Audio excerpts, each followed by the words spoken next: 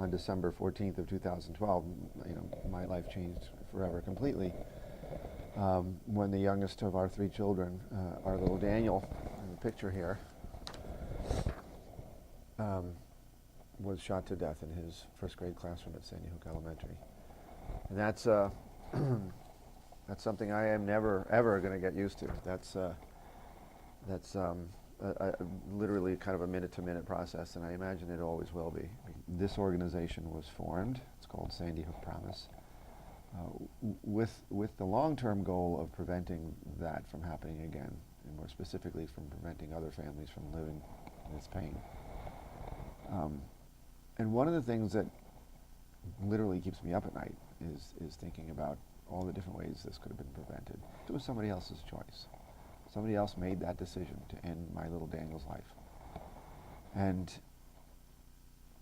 when I think of it like that, then the next thing I think about is, okay, so that was preventable because it was a choice.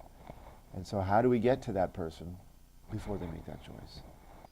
Well, obviously, criminals shouldn't be able to own firearms. Mentally ill people shouldn't be able to own firearms. But I think if you're a law-abiding citizen, you should be able to own what you want.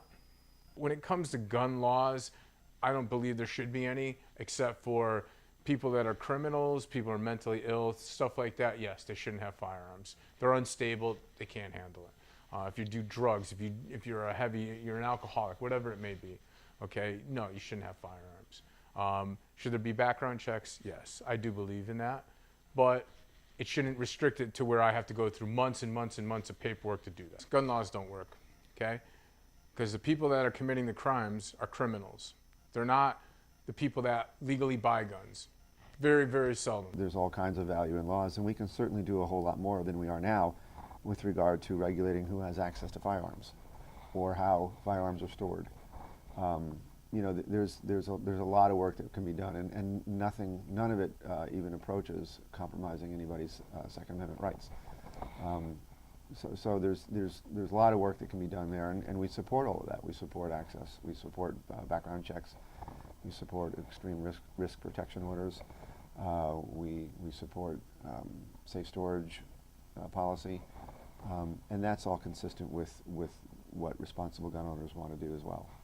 Changes in behavior, fascination with firearms, and this is all from research and data. We've learned this from actual case studies.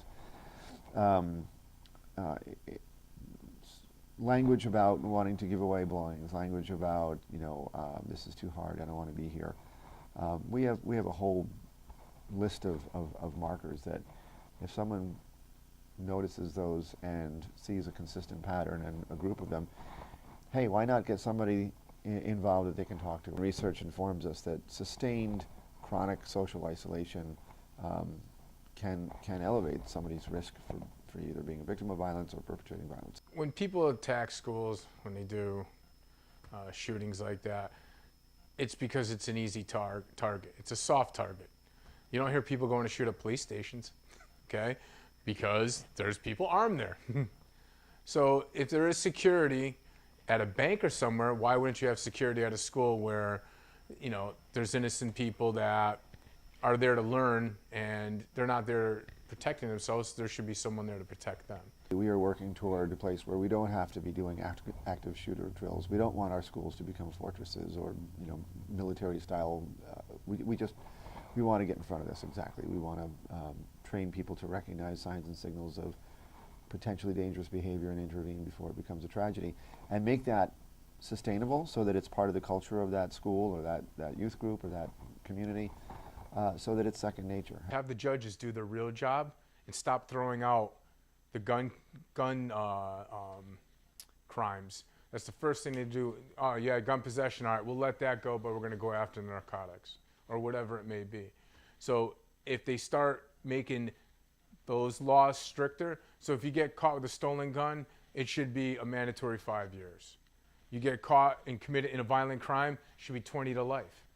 I think it'll stop a lot of those crimes, because you're going to feel a little bit different about using a gun if you first time offender of doing 5, next time of doing life.